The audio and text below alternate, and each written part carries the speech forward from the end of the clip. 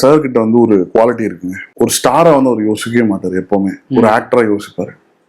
அவர் என்ன யோசிக்கிறாருன்னா, ஒரு படம் அதுக்கான மூட் என்ன, அதுக்கான ஜான்ரா என்ன, அதுக்கு ஜஸ்டிபிகேஷன் 1000% கொடுக்கணும்ன்றது அவரோட மைண்ட் எப்பவுமே ஒர்க் பண்ணிட்டே இருக்கும். ஸ்பாட்டுக்கு வந்துட்டீங்கன்னா அவர் இந்த சீனை கேட்டாலும் யோசிக்கிட்டே இருப்பார்.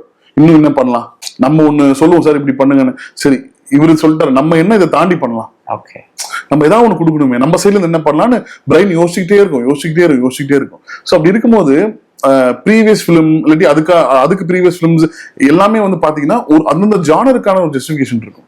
நீங்க பாத்தீங்கன்னா நேர்கொண்ட பார்வை என்ன மூடோ அதுக்கான ஜஸ்டிபிகேஷன் இருக்கும். வலிமை அதுக்கான மூடு பண்ணாரு. துணிவு பாருங்க, வெடிச்சு ஒண்ணு பண்ணார்ல. சோ அது அந்தந்த படம் என்ன கேக்குதோ ஒரு ஆக்டரா நான் வந்து அதுல வந்து நான் என்ன பண்றேன் அப்படின்றது ரொம்ப அவரு கான்சியஸா இருப்பார்.